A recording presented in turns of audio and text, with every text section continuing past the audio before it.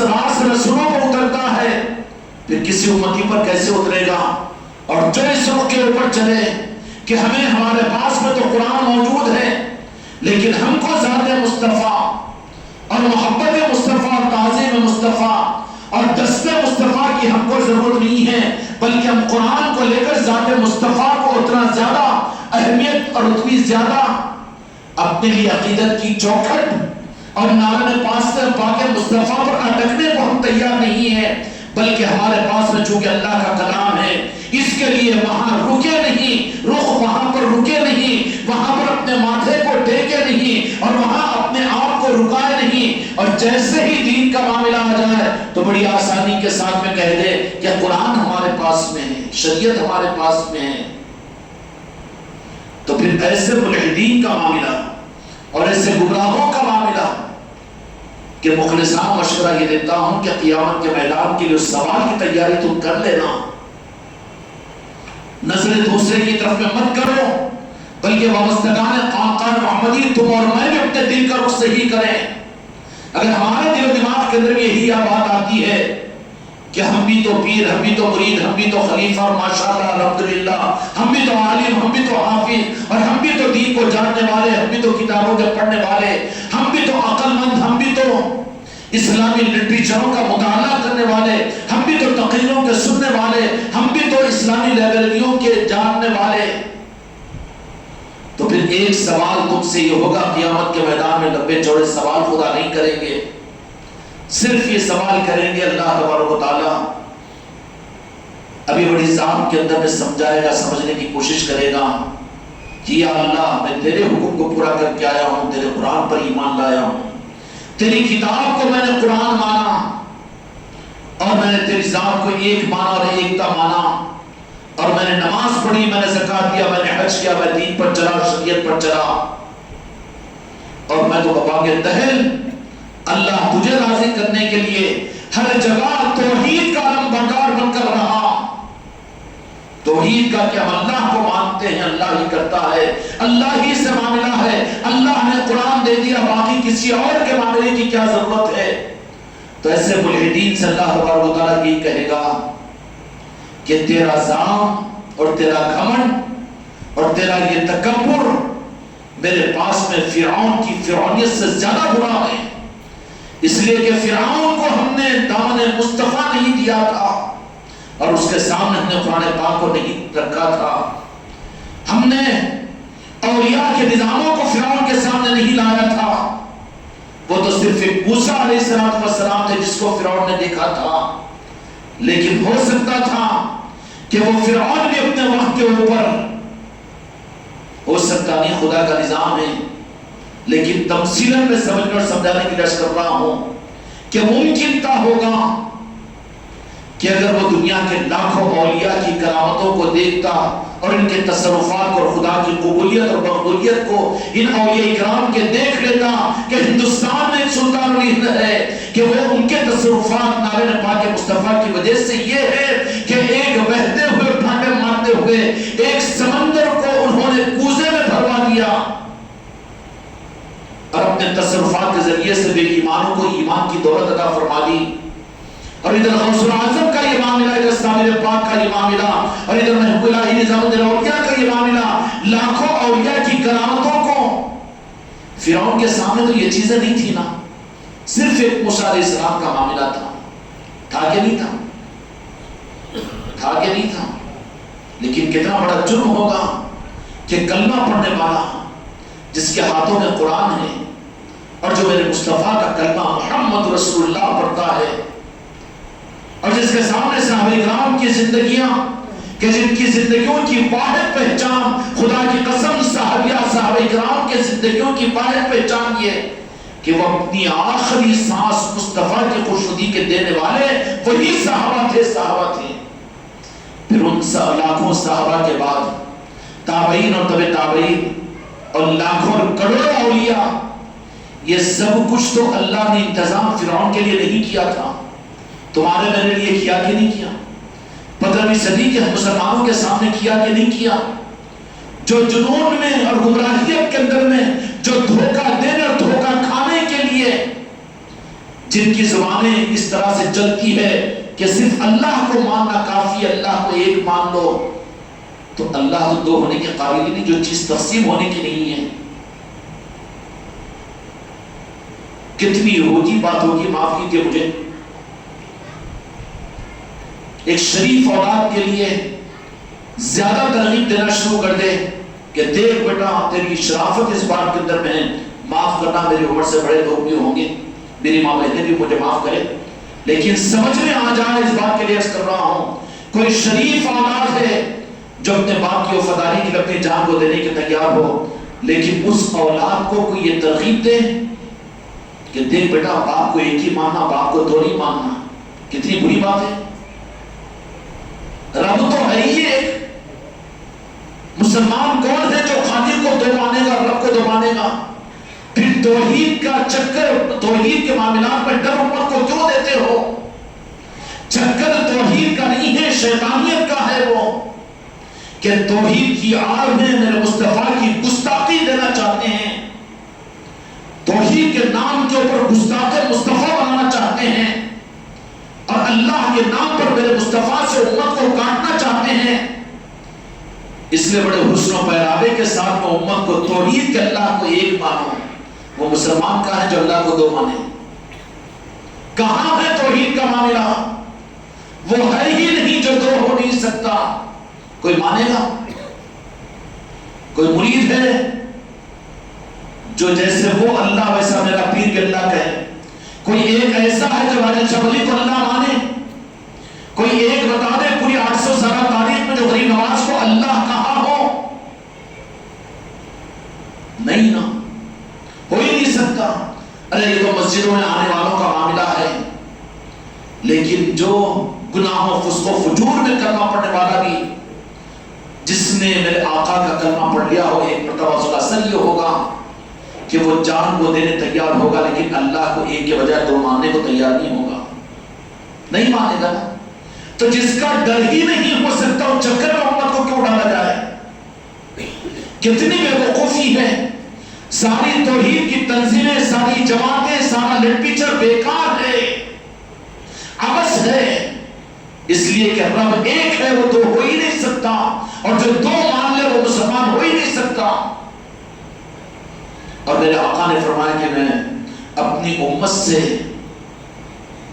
توحید کے بارے میں مطمئن ہوں کہ میری امت اللہ کو دو نہیں مان سکتی، شرک کے بارے میں مطمئن ہوں، لیکن مجھے ڈر اس بات کا ہے کہ اپنے دین کو دنیا کے عوض میں نہ بیچ دیں، دین کو دنیا کے عوض میں نہ بیچ دیں۔ ارے شرک کے خلاف بیانات کرنے والوں، اور شرک کے خلاف میں کتابوں کے لکھنے والوں، اور شرک کے خلاف میں تنظیم اور جماعتوں کے بنانے والوں، اور شرک کے خلاف کے اندر میں اصلاح معاشرہ کے جلسے کرنے والوں ہے علماء، بجائے اپنی صلاحیتوں کو ضائع اور برباد کرنے کے، اگر وہی میرے آقا کی عظمت اور محبت کے اوپر اگر تم کچھ اپنی صلاحیتوں کو استعمال کر لیتے تو خدا کی قسم تمہارا بھی بھلا ہوتا اور امت کا بھی کچھ بھلا ہوتا، جو ممکن ہی نہیں ہے۔ خاموخواہ کے ڈر و خوف کی وجہ سے امت کو سہم اور ڈر و خوف میں لا کر کہ نہیں شرک ہو جائے گا، شرک ہو جائے گا، اولیاء کے پاس جانا شرک ہے، قدم بوسی کر لینا شرک ہے، اور وہ کر لینا شرک ہے۔ پوری دنیا میں تو شرک کی بوم ہے نا۔ ارے مشرک شرک کو اتنا یاد نہیں کرتے جتنا مسلمان مسجد کے ممبر پر یہ مولانا شرک کا تانا دیتا ہے۔ اس سے بڑا ظلم اور کیا ہوگا؟ شرک کا ڈر و خوف مشرکوں کو نہیں ہے، کافروں کو نہیں ہے۔ اے مسلمان کے بچے، میرے مصطفیٰ نے تو تیری ذمہ داری لی تھی کہ اگر تم اس سے ذرہ برابر میں محبت کر لے گا، رب سے میں تجھے بخش مانوں گا، میں ذمہ دار ہوں تیرا۔ خطرہ تجھے اس لیے پیدا ہو گیا اور تو گمراہ اس لیے ہوا کہ اس نعرے پاک مصطفیٰ کو تو نے چھوڑ دیا۔ فرعون کے سامنے تو یہ سارے اولیاء کی کرامتیں، اولیاء کی زندگیاں صحابہ کی نہیں تھی، اور تو جہاں کے مالک میرے آقا کے تصرفات اور میرے آقا کی محبتوں کے نظام، انسانیت کے لیے میرے آقا کا سارا معاملہ تو نہیں تھا۔ فرعون کے سامنے تو صرف ایک موسیٰ علیہ السلام کی زندگی تھی۔ لیکن تانا نہیں دے رہا ہوں میرے بچوں، لیکن رہے گا اپنے حالوں پر، اپنے دل کے رخ کو پلٹو۔ پھر پوری امت کے حالات کے بارے میں کوئی فیصلہ کرو کہ آج امت کس اندھوکناک گڑھے میں جا کر گر رہی ہے، کس اندھوکناک گڑھے میں جا کر گر رہی ہے کہ کہیں شرک نہ ہو جائے، کہیں شرک نہ ہو جائے، کہیں بدعت نہ ہو جائے، کہیں گمراہ نہ ہو جائے۔ حالانکہ یہ نہ ہو جائے کا مطلب خود یہ گمراہ ہونا ہے۔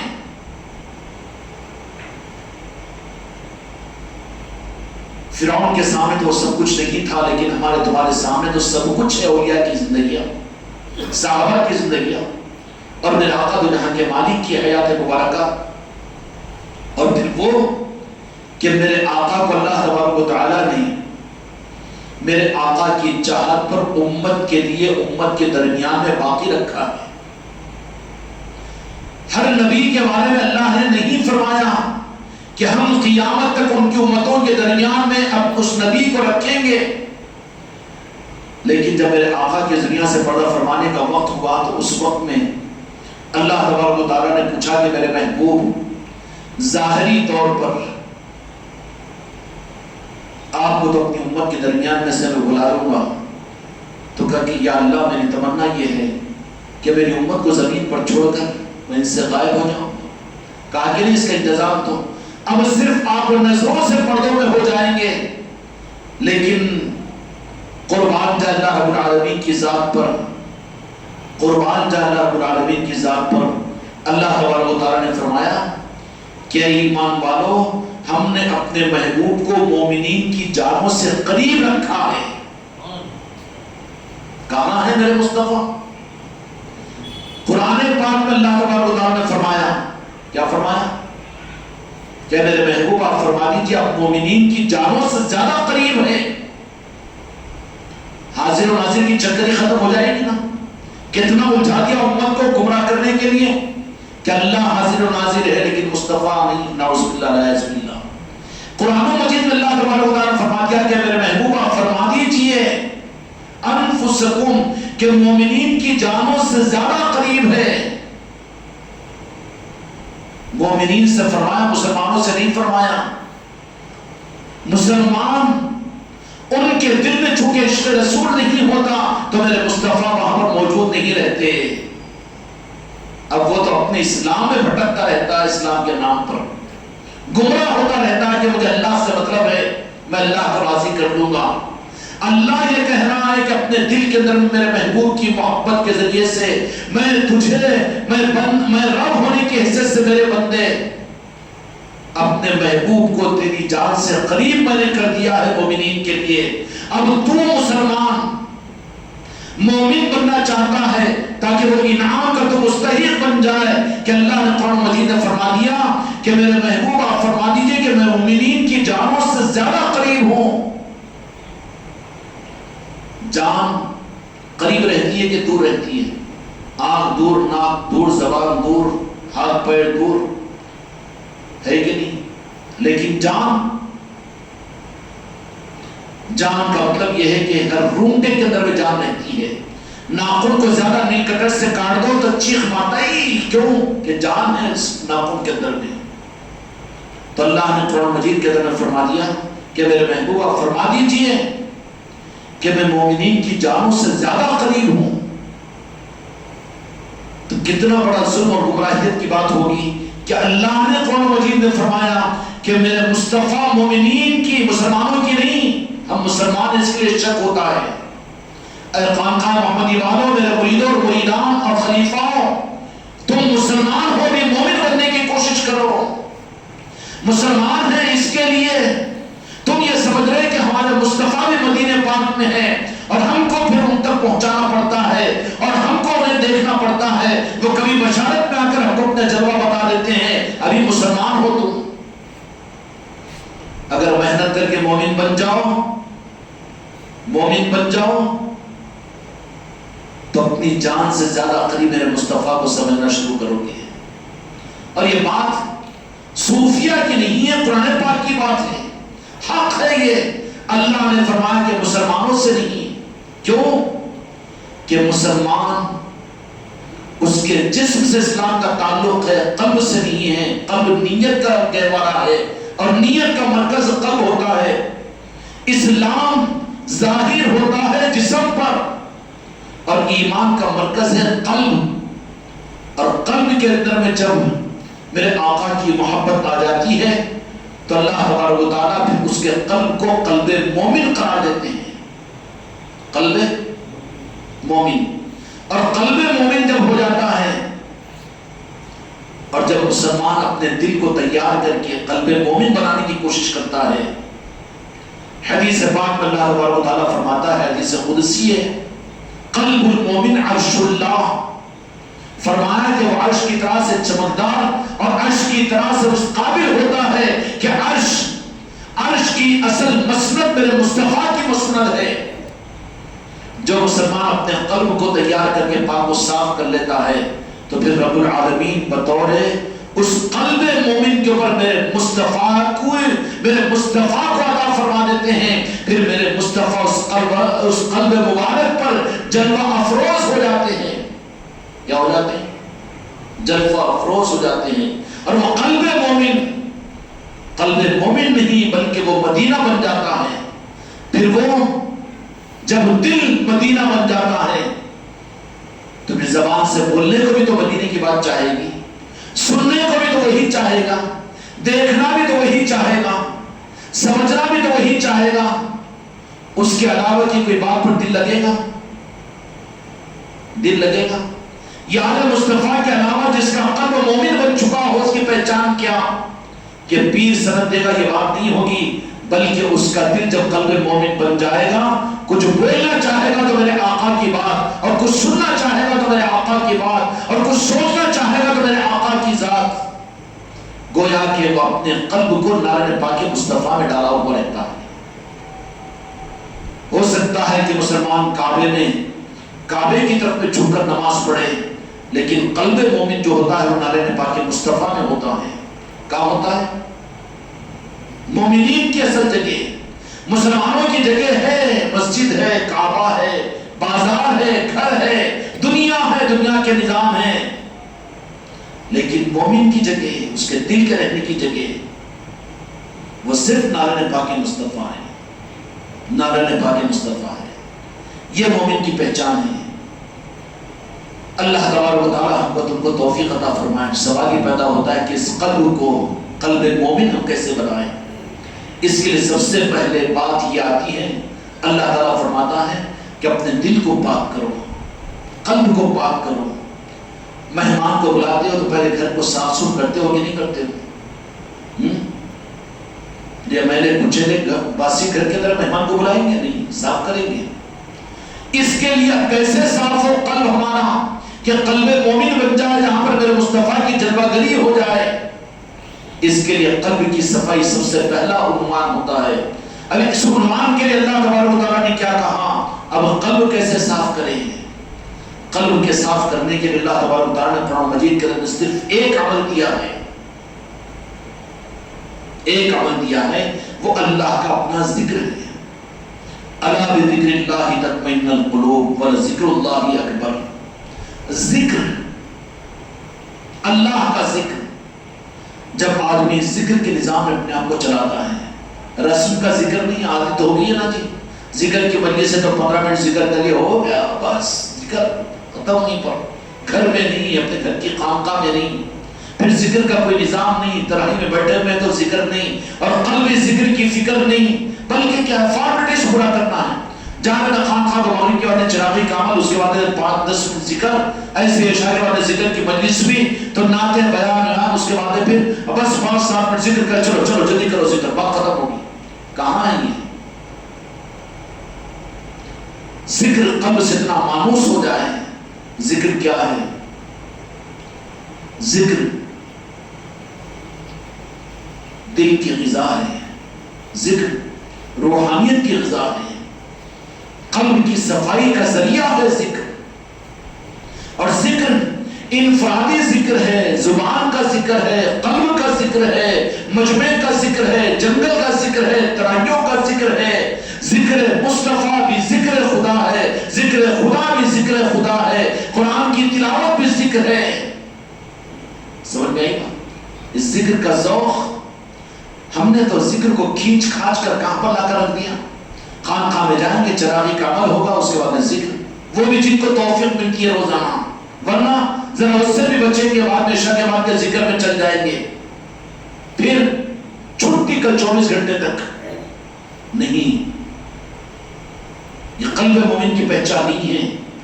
قلب مومن، فرمایا کہ مومن وہ ہوتا ہے کہ جیسے مچھلی کو پانی ضروری ہے، پانی کے بغیر جینا مشکل ہوتا ہے، ویسے ہی مومن قلب کو ذکر ضروری ہوتا ہے.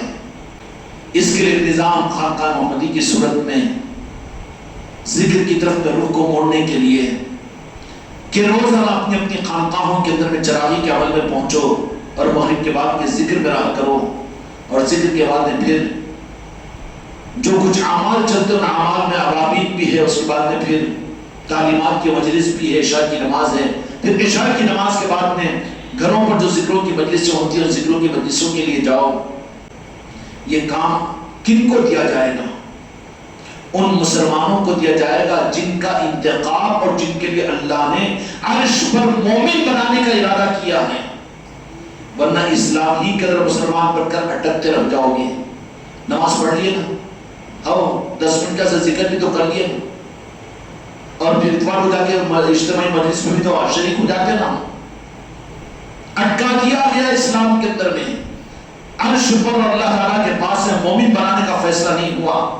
اگر مومن بنانے کا فیصلہ ہوگا تو ذکر کا ذوق اور ذکر کی پیاس اللہ تبارک و تعالیٰ عطا کریں گے. کیا کریں گے؟ میرے بچوں اپنا جائزہ لو. ساری دنیا کو جھاڑو مارنے کے لیے نظام نہیں چلاتے ہیں. جا رہے محلوں کے اندر میں، جا رہے دیہاتوں کے اندر میں، جا رہے علاقوں کے اندر میں ذکر کے نظاموں کو قائم کر رہے ہیں، ذکر کروا رہے کر رہے ہیں، لیکن یہ ساری دنیا کی جھاڑو کے لیے نہیں ہے خانقاہ محمدی کا نظام. مقصد تو اپنے قلب پر مسلمان کے زمرے سے نکل کر مومن بن جائے. اس کے لیے تو ذاتی طور پر تم کو اور مجھ کو ذکر کا نظام میں اپنے آپ کو لانا پڑے گا. اب ذکر ہمارے اور آپ کے لیے کہ ہماری روح کی غذا بنی اور دل کی صفائی کے لیے ہم ذکر کو کرتے ہیں، یا فارمیلٹیز کے طور پر یا مجبوری کے طور پر ذکر کے مجلس میں. اب تو ذکر کے مجلس میں گئے تو کرنا ہی پڑتا، نہیں کرے تو کیا ہوگا. تو یہ مجبوری کا، یہ منافقوں کا ذکر ہے جو خدا رد کر دیتا ہے. ایسے لاپرواہی کے ساتھ، بے دلی کے ساتھ جو ذکر کرے وہ ذکر اس کے دل میں ایمان کے نور کو پیدا نہیں کرے گا بلکہ نفاق کو پیدا کرے گا. یہ ذکر کرواتے ہوئے منافق بن جائے گا. اگر ذکر میں ہمارا اور تمہارا دھیان لگ رہا ہے، دل لگ رہا ہے، نجی طور پر اپنے گھروں کی تنہائیوں میں بھی ہم یاد الہی ذکر اگر کر رہے ہیں، اپنے بیوی بچوں کو لے کر بھی حلقہ بنا کر بھی ذکر اگر کر رہے ہیں، اور ہماری تمہاری فکریں اگر ذکر کی ہو رہی ہیں، تو سمجھ لینا کہ اللہ تبارک و تعالیٰ نے تم کو اور آپ کو، مجھ کو، تم کو مسلمانوں میں سے نکال کر مومن بنانے کا ارادہ کیا، ورنہ مسلمانوں میں اٹکا ہوا رکھا ہے. چاہے کتنا بھی ہمارے تمہارے ذریعے سے ذکر کے حلقے قائم ہو جائے، کتنا ہی نظام بن جائے، لیکن سب کا مسئلہ حل ہو جائے اور میں اور تم اٹک جائے تو میرا تمہارا کیا بھلا ہوگا. اس لیے ذاتی ذوق ذکر کا پیدا کرو، اور جن کو ذوق مل جائے گا نا وہ صرف خانقاہ میں آ کر ذکر کرنے والا، گھر میں مکہ رہنے والا نہیں بنے گا. گھر کے اندر ذکر کے کروانے کا مہینوں گزر جا رہا ہے، کوئی نظام نہیں. اپنے علاقوں کے اندر ذکر کی کوئی فکر نہیں، اور محلوں کے ذکر میں پہنچنے کا کوئی نظام نہیں. اپنے ذوق سے ذکر کی مجلسوں کو معلوم کرنے کی کوئی فکر نہیں، اور مسورات کو اپنے گھروں میں ذکر رکھوانے کی کوئی فکر نہیں. زبردستی کے کیا ہے، جہاں ذکر ہے وہاں پر پہنچ جا رہے ہیں، کر لے رہے ہیں. یہ تو مجبوری کے لیے، پیری مریدی کے لیے. لیکن اس سے دولت حاصل نہیں ہوگی، اس کے ذریعے سے رب کی بارگاہ کی قبولیت حاصل نہیں ہوگی، اور تم کو اس ذکر کے نظام کے ذریعے سے ایمان کی وہ کیفیت اور ایمان کی وہ حلاوت اور ایمان کے زمرے میں تم داخل نہیں ہوں گے. اس لیے اس ذکر کی اہمیت اور قدر کی بنیاد پر اللہ منتخب فرما کر پھر ایمان کو تمہارے میرے دل کے اندر داخل کرے گا. وہ کس صورت میں کہ ہاں قلب ذکر کی کثرت کی وجہ سے منور بن چکا ہے. جاؤ میرے محبوب ان کی جانوں سے زیادہ قریب ہو جاؤ. تو پھر جن کے جانوں کے قریب میرے مصطفیٰ ہوں گے ان کو کہیں گا کہ نہیں رسول اللہ تو چلے گئے نعوذ باللہ اس دنیا سے، وہ حاضر نہیں ہے نا، یا رسول اللہ مت بولو. بولے گا کہ وہ ارے وہ تو جانوں سے قریب ہے، وہ تو جانوں سے قریب ہیں. ضرورت خدا پر ایک منوانے کی امت کو نہیں ہے، بلکہ اس شرک کے اندر میں امت مبتلا ہے. تمہارے میرے گھر والے مبتلا ہے، تمہارے میری اعلیٰ اولاد مبتلا ہے، تمہارے میرے خانقاہ والے مبتلا ہے. اس شرک کا زیادہ احتمال ہے کہ اللہ کو تو ایک مانتے ہیں لیکن میرے مصطفیٰ کو غائب مانتے ہیں. یا رسول اللہ مکہ ہو کہتے ہیں، حاضر و ناظر نہیں ہے کہتے ہیں نعوذ باللہ. جبکہ رب یہ فرماتا ہے کہ میرے محبوب آپ فرما دیجئے کہ آپ میرے مومنین کی جانوں سے زیادہ قریب ہیں. سمجھ گئے؟ اور جو میرے مصطفیٰ کو اپنی جانوں سے زیادہ قریب سمجھ لیں وہ کبھی میرے آقا سے غافل ہوگا؟ مصطفیٰ کی محبت یا رسول اللہ کا کہنا اور میرے آقا کی محبت میں تیرا بلبلانا اور بے چین ہونا، خدا کی قسم یہ اصل درود ہے. تو جاندار ہے، تو مردہ نہیں ہے. اگر تجھے ارادہ کر کے تیاری کر کے میرے آقا کو یاد کرنا پڑ رہا ہے تو مردہ ہے ابھی. اگر تیرا قلب اگر زندہ ہو جاتا، مومن کا قلب ہو جاتا، تو میرے مصطفیٰ کو تو جان کو جیسا کہ بھول نہیں سکتا، ویسے میرے آقا کے ساتھ یہ محجوب اور حجاب میں آ ہی نہیں سکتا. اور جو زندگی میں ایسا اپنے آپ کو بنا لے جو میرے آقا کو اپنی جانوں سے قریب سمجھے، جس وقت میں جان نکلے گی میرے مصطفیٰ کو اپنے سے قریب کریں گے. اور جو فاصلے متعین کر دے وہ تو چلے گئے نعوذ باللہ. وہ تو نہیں کہنا یا رسول اللہ، حاضر و ناظر نہیں ہے نا. حاضر و ناظر کچھ یا کہنا ہے تو پھر یا اللہ کہنا تو اس سے بڑا شرک ہے نا. اور جو اللہ دکھتا نہیں، اگر ہمت ہے تو میرے مصطفیٰ کو تو دیکھ سکتے ہیں. ہم کیا کہیں، ہم کیا کہیں؟ میرے مصطفیٰ جس کو چاہے جہاں سے چاہے دکھتے ہیں، دکھتے نہیں.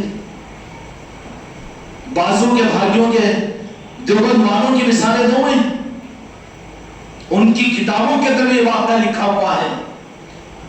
اس لیے کہ مسلک کی بنیاد پر کسی کا معاملہ نہیں ہوتا، وہ تو عشق قلب سے ہوتا ہے. تو میرے مصطفیٰ کو اپنا بنا لیتے ہیں. حسین مدنی دیوبند کے ایک عالم کا نام ہے جو مدینہ منورہ مسجد نبوی کے اندر پہنچے اور بخاری شریف وہاں پر 8 سال تک انہوں نے پڑھایا. اب اس دیار کے اندر میرے مصطفیٰ کی محبت کا وہ رخ آپ کو حاصل ہو گیا تھا.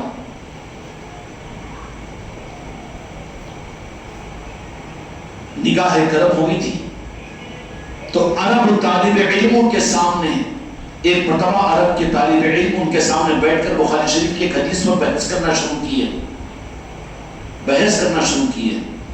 کہ یہ حدیث کے دو جہاں کے مالک ہی نے فرمایا اس کی سند کیا ہے. سند پر بحث ہو رہی ہے اور رد کرتے جا رہے ہیں.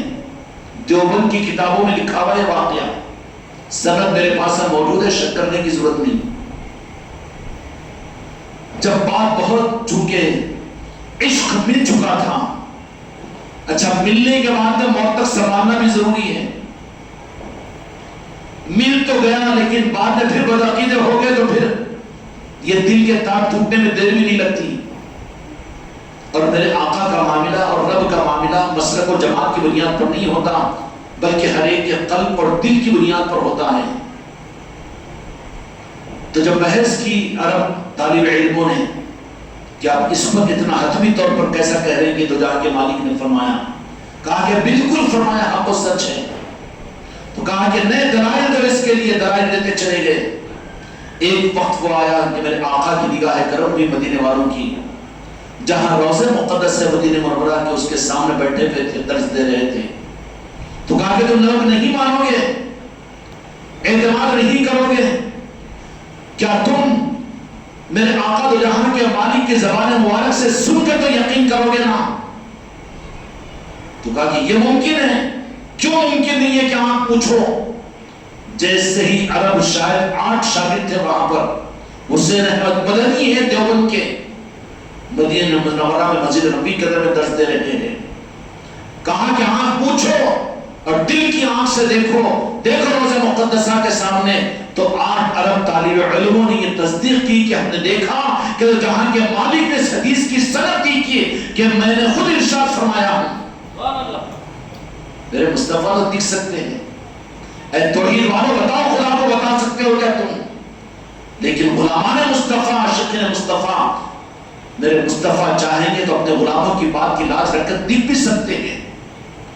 تو مصدقہ نظام تو میرے مصطفیٰ کی محبت کا نظام ہے۔ بات اٹک جائے گی، ہڈی اٹک جائے گی، صرف توحید میں گستاخ مصطفیٰ بن کر چلے گئے اور میرے آقا کی عظمتوں کے منکر بن کر چلے گئے۔ قیامت کے میدان میں وہ اس سوال کا تیاری کر لینا تم کہ اللہ تو کہے گا کہ قرآن تو میں تم کو نہیں دیا تھا، جن کو دیا تھا انہیں کو نہیں مانتے، تو پھر اس قرآن کو ماننا میں کیسے قبول کروں؟ کیا جواب دو گے؟ ہے کوئی جواب؟ خدا کی قسم، نالے پاک مصطفیٰ ہماری منزل ہے، نالے پاک مصطفیٰ ہماری منزل ہے۔ اس لیے اس منزل کو حاصل کر کے مومن بننے کی فکر کرو۔ اس کے لیے اس راستے کا پہلا قدم ذکر کی مجلسیں ہیں۔ اب ذکر میں ذکر مصطفیٰ بھی ذکر ہے، قرآت قرآن بھی ذکر ہے، دین کی باتیں بھی ذکر ہے، لیکن اصل ذکر تو رب کی طرف متوجہ ہو کر اپنے قلب کے اوپر اس کی ضرب کا مارنا، لا الہ الا اللہ محمد رسول اللہ صلی اللہ علیہ وسلم۔ اس ذکر کے اوپر اہمیت دے تاکہ ہمارے قلب کے اوپر جھاڑو لگے اور ہمارے دل کے اندر نورانیت پیدا ہو۔ اس ذکر کے اندر میں دل کی صفائی بھی ہے، عرش کا نور بھی ہے اور میرے مصطفیٰ کی محبت بھی ہے۔ جب اس طریقے سے ذکر کے نظاموں میں چلتے رہو گے تو اللہ کی ذات سے امید ہے کہ پھر ہم مومن بنتے چلے جائیں گے۔ جو مسلمان ہیں ان کو مومن بننا ہے تو اپنے گھروں میں ذکر کی مجلس کروانا ضروری ہے، اور ذکر کی مجلسوں میں ہمیں شریک ہونا ضروری ہے، اور صرف مجلسوں میں نہیں بلکہ جن گھروں کے اندر میں خانقاہ محمدی ہے روزانہ وہاں پر ذکر کی مجلس ہو، انفرادی طور پر ذکر کی مجلس ہو، اور ذکر کے نظام کو ذاکرین خود نظام بنائیں۔ جو ان سے وابستہ ہے خانقاہ محمدی سے، یہ بچے اپنی صلاحیتوں کو روبے کار لانے کے لیے، اپنے دوست احباب کے اندر میں ذکر کے نظاموں کو آگے بڑھانے کے لیے 2 4 5 دوستوں کو اپنے جمع کرو، 4 وغیرہ پر جوڑو کہ آ جاؤ بھائی 4 بسکٹ ہمارے گھر پر آ جانا ظہر کے بعد یا فجر کے بعد میں۔ دوستوں کو شراب خانوں پر لے جاتے ہیں، دوستوں کو پکنک کے لیے لے جاتے ہیں، دوستوں کو بغیر دعوت کے حضرت اور ولی میں چل میرا تو دوست ہے نا تو میرا دوست ہے چل جائیں گے، بغیر دعوت کے جاتا کہ نہیں جاتا؟ لے جاتے ہیں۔ اور پھر ایسی دوستی یہاں پر کیسی کہ تم اچھے کام کے لیے تو اپنے دوستوں کو نہیں بلا سکتے ہو؟ اس کا مطلب یہ کہ تم خود نہیں چاہ رہے ہیں وہ۔ اس لیے میرا ہر مرید اور جتنی مریدان ہیں وہ بھی اس بات کی کوشش کریں کہ وہ یہ اجتماعی ذکر کی محفلوں کے علاوہ انڈیویجول اپنی ذاتی طور پر ذکر کے حلقے قائم کریں۔ تم اپنے گھر پر قائم کرو یا کسی دوست کے گھر پر قائم کرو یا پھر کسی پکنک گاہ کے پر قائم کرو یا کسی جنگل کے مقام پر کہ چلو آج کیا کریں گے، وہاں جائیں گے، چلو آج فلاں مسجد کو جائیں گے، اس مسجد کے صحن میں جا کر بیٹھ کر 4 5 آدمی بیٹھ کر ذکر کریں۔ اس لیے ہر مرید ذکر کی محنت پر لگ جائے۔ یہ ذکر کی محنت اللہ تعالیٰ ان لوگوں سے لیتا ہے جن کو قبول کرتا ہے۔ یہ بارگاہ خداوندی کے مقبول بندے ہوتے ہیں، اللہ پہلے ان کو قبولیت ادا کرتا ہے، اس کے بعد میں ذکر کا نظام ان کو ادا کرتا ہے۔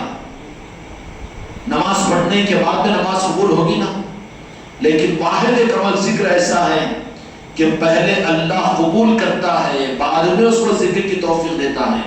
فَاذْكُرُونِي أَذْكُرُكُمْ، یہ بات کہا تو ذرا جھٹکا لگا ہوگا، اسی لیے نماز کے مقابلے میں ذکر کی اہمیت زیادہ ہے کیا؟ مقام اور اہمیت کی زیادہ ہونے کی بات نہیں، بلکہ فضیلت الگ ہے، افضلیت الگ ہے۔ فَاذْكُرُونِي أَذْكُرُكُمْ، اللہ کو یاد کرنا اللہ کا ذکر ہے۔ اللہ تبارک و تعالیٰ ہی کی توفیق سے تو کوئی اللہ کو یاد کرے گا تو اللہ پہلے قبول کر کے توفیق دیتا ہے، اس کے بعد بندہ ذکر کرتا ہے۔ فَاذْكُرُونِي أَذْكُرُكُمْ، تم مجھے یاد کرو میں تم کو یاد کرتا ہوں۔ اب اللہ نے ہم تیرے کو یاد نہیں کر سکتے نا، تو توفیق دیے بغیر کر سکتے ہی؟ اگر کر سکتے تو پھر پہلے میرے مریدہ اپنے دوستوں کو، اپنے رشتہ داروں، اپنے خاندانوں کے اندر میں تو روزانہ کئی مجلسیں کرتے تھے کہ نہیں کر سکتے تھے؟ نہیں کرتے تھے۔ اللہ پہلے قبول کرتا ہے، اللہ قبول کر کے توفیق دیتا ہے۔ توفیق دینا خدا کی قبولیت پر ہوگی تو وہی ذکر کر سکیں گے، اور پھر ان بندوں کی قسمت جن کو ذکر کروانے پر لگا دے. یہ تو وہ مقام قبولیت اور افضلیت ہے کہ 15ویں صدی میں تو ہم کو تم کو مل گیا خواجہ جی کی چوکھٹ کے صدقے میں، ورنہ یہ تو ذکر کروانے کا نظام تو صرف پیران کامل کے پاس میں ایڑیاں رگڑتے ہوئے 32 سال گزرنے کے باوجود بھی ذکر کے کروانے کی اجازت نہیں دیتے تھے کہ تم نے اگر ذکر کروایا ان کو تو تم نے رب کی بارگاہ میں ان کو پیش کیا اس درخواست کے ساتھ میں کہ مسلمان ہیں، یا اللہ ان کو مومن بنا، تاکہ مومن بنا کر اپنے محبوب کی محبت انہیں عطا فرما. کرنا چاہیے کہ نہیں چاہیے؟ اس لیے ہر مرید انفرادی طور پر اپنے اعتبار سے مجلسوں کو قائم کرنے کی فکر کرے تاکہ تم کو قبولیت ملے. حکم کی تعمیل پر قبولیت نہیں ملے گی، وہ تو پیر کے حکم کی مجبوری پر تم کر رہے ہو. اللہ کہے گا کہ تو اپنی ذات پر کہاں کیا، وہ تو تیرے پیر کے حکم پر کیا. تو نے رہ گیا اٹک کر 20 سال ہم خاں کے در میں ذکر کروائے اور 25 سال تک مرید رہے، تو تو پیر پرس بن کر رہا، پیر کے حکم کو پورا کرا. انفرادی طور پر تو میرے اور میرے محبوب کے لیے کیا کیا؟ وہ تو مجبوری تھی تیری، مجبوری کے لیے نہیں. اس لیے کرو نا اس کی شروعات اس معنی کے اندر میں کہ میرے بچے اپنے دوست احباب میں، اپنے رشتہ داروں کے اندر میں مجلسیں قائم کرو. فجر کے بعد ہو تو فجر کے بعد، ظہر کے بعد ہو تو ظہر کے بعد، مغرب کے بعد ہو تو مغرب کے بعد، عشاء کے بعد ہو تو عشاء کے بعد، ہفتے کو ہو کہ اتوار کو ہو کہ منگل کو ہو. 5 سال دوست احبابی کیوں نہ ہو، جمع کرو. کیا کریں گے؟ یاد الہی کریں گے. یہ اولیاء کے نظام کی پہچان ہے. اس لیے اگر تاریخ پر غور کریں گے تو آپ کو پتہ چلے گا کہ جن کو اللہ تعالیٰ نے بعد میں بڑی ولایت کے مقامات عطا فرمائے، ان کے بچپن میں ان کی پہچان یہ ہوا کرتی ہے کہ وہ معصوم چھوٹے چھوٹے بچوں کو لے کر تھوڑی مصری، تھوڑے چونے پھوٹانے لے کے بازو رکھ کر آؤ کیا کریں گے، چلو تھوڑا سا اللہ کو یاد کریں. اللہ اللہ اللہ اللہ اللہ. تو نے اپنا سمجھا ہی نہیں. اگر سمجھا تو پھر تو قبولیت کے اس مقام پر آگے بڑھتا کہ اللہ تبارک و تعالیٰ پھر تیرے ذریعے سے مسلمانوں کو ایمان عطا کرتا اور قبولیت کا وہ مقام تجھے عطا فرما دیتا کہ اللہ کی بارگاہ میں اگر قبول ہو جاتا اور مقبول بن جاتا تو پھر ذکر کے نظاموں سے دنیا کو منور کرتا چلا جاتا. اولیاء جو ولایت کے اعلیٰ مقام پر پہنچے ان کے بچپنوں کے حالات میں ہر اولیاء کی زندگی میں یہ بات ملے گی کہ جب کہ ابھی مکلف نہیں ہے، ابھی بالغ نہیں ہوئے، چھوٹے معصوم بچے ہیں، لیکن ان کی پہچان کیا؟ اسکولوں میں بھی جاتے تھے. اسکولوں میں ایک لیزر پیریڈ ہے، بیٹھ گئے سب کھیل رہے ہیں، 2-4 بچوں کو بٹھا لیے، جاؤ اپنا ٹفن لائے، ایک لقمہ سب کو کھلا رہے. یہ علامتیں ہیں. ہم تو کھانے والے ہیں نہیں. یہ بہت الگ مزاج ہے ہمارا. کم از کم مجبوراً بناؤ اپنے مزاج کو. اس لیے میرے بھائیوں، میرے دوستوں، میرے بزرگوں، برا نہ مانو، لیکن کچھ کرو. کچھ کرنے کے اوپر قبولیت ملے گی تو کریں گے. ہر ایک اپنے سرکل میں، اپنے دوست احباب میں، اپنے رشتہ داروں میں، میری مریدان اپنے گھروں کے اندر میں اپنے رشتہ داروں کو کسی عنوان پر جوڑ لیے. چلو بھائی آگے اس کی ٹھیک ہے، دستر پیچھے گا، لیکن اس سے پہلے آ جاؤ، ذکر کی مجلس ہوگی. یہ ذکر کیا ہے؟ اوپر والے کو یاد کرنا. یہ کون سا شرک و بدعت ہے؟ کون انکار کرے گا اس کو؟ ذکر کیا؟ چلو کرنے کا ذکر. اور ذکر بالجہر تو قرآن و حدیث سے ثابت ہے. ذکر بالجہر اس میں کوئی اختلاف نہیں ہے، کوئی جماعت و مسلک کا راز ثبوت نہیں ہے، لیکن ذکر بالجہر کا ثبوت قرآن و حدیث سے ہے. حضرت داؤد علیہ السلام ذکر بالجہر کرتے تھے، قرآن پاک میں ہے، اور احادیث میں ذکر بالجہر کے سارے فضائل موجود ہیں. سمجھ گئے نا بات؟ اس لیے ایک اجتماعی نظام تم کو مجھ کو ملا ہے تو کوشش کریں گے انفرادی طور پر اجتماعی نظاموں کو قائم کرو. ذکر کی مجلس ہوگی ماشاءاللہ، قلوب منور ہو جائیں گے، متوجہ ہو جائیں گے. اب اللہ کی بارگاہ میں دعا کرو کہ یا اللہ تیرا نام لیے ہیں، قلوب پر تیرے نام کے لینے کی مورنی تائی ہے، تو پھر ہم مسلمانوں کے قلوب کو مومن قلوب بنا دیجیے، اپنے محبوب کی محبت کی خیرات ہمیں ادا کر دیجیے. سمجھ آئی بات؟ کریں. پھر وہ انفرادی جب ذکر کرو تو پھر وہاں پر یہ کہہ دینا تاکہ وہ گاڑی پٹیوں پر قائم رہیں تو ایک اجتماعی نظام خانقاہ محمدی کا بھی چلتا ہے. اتوار کو یہاں آ جائیے، فلاں جگہ مجلس ہوتی ہے وہاں پر بھی چلے جائیے. تو پھر اس کی وجہ سے انفرادی محنتیں جب ایک جگہ جمع ہوگی کریں گے انشاءاللہ. اس کے لیے اپنے گھروں میں، ہر مرید کے گھر میں ذکر کی مجلس اپنے لیے ضروری سمجھے. اس گھر میں جینا اپنے لیے حرام سمجھے جس گھر میں اللہ کے ذکر کی مجلس نہ ہو. تو پھر اس گھر میں تمہاری موت آئے گی تو کیا پھر ایمان پر خاتمے کی امید رکھو گے کہ جس گھر کو تم نے ذکر کے لیے نہیں کھولا اور جس گھر میں تم نے ذکر کے مجلسوں کو نہیں کیا، جن گھروں میں یاد الہی کی مجلسوں کی وجہ سے اولیاء کے آمد کے لیے تم نے دروازوں کو بند کیا، تو پھر گھر کے دروازوں کو تم نے اولیاء کے لیے بند کیا، رحمت کے فرشتوں کو بند کیا، تو پھر جہاں رحمت کے فرشتے نہیں تو زحمت کے شیطان تو آئیں گے نا، وہاں پر مصیبتیں اور پریشانیاں تو آئیں گی نا، نئی نئی بیماریاں تو آئیں گی نا۔ کیوں؟ یہ نبوستیں ہیں گھروں کے اندر میں۔ اس لیے انشاءاللہ ہر مرید کے گھر میں ذکر کے مجلس کے لیے کرنا ہے۔ اور دوسرا یہ کہ ہر مرید کہ تمہاری وہ محنت ہے کہ جو مسلمانوں کو مومن بنانے کی محنت ہے، پھر دین کے خدمتگاروں میں، دین کے مخلصوں میں اور دین کے مبلغوں میں تمہارا شمار ہوگا۔ آسمان والا رب دیکھ کر کہے گا کہ ہاں یہ وہ ہے جو مسلمانوں کو مومن بنانے والے ہیں۔ کریں گے انشاءاللہ۔ اللہ تعالیٰ بھرپور توفیق